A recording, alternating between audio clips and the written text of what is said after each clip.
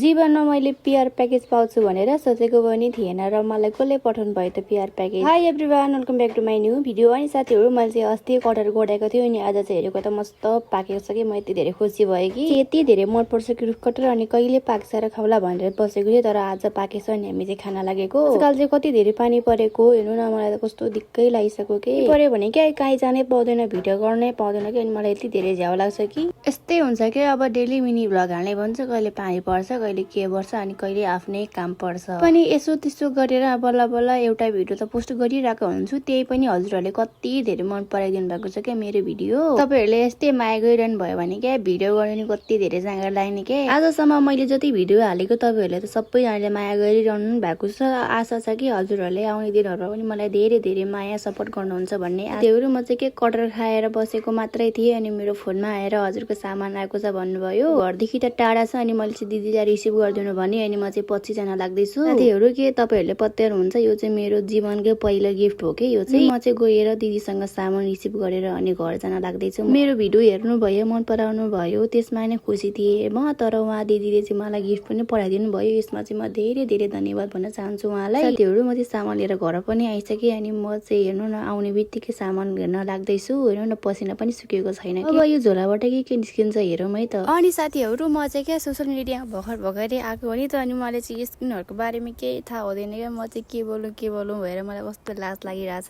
God, यति राम्रो राम्रो कपडा पठाइदिनुहुन्छ भनेर मैले सोचेको पनि थिएन। थ्याङ्क यू सो मच दिदी, तपाईँहरूले यति धेरै गर्नु पनि पर्दैन थियो तर पठाइदिनु भयो। म एकदमै खुसी छु। तपाईँहरूलाई म के गरी धन्यवाद दिउँ, थ्याङ्क यू भनौँ।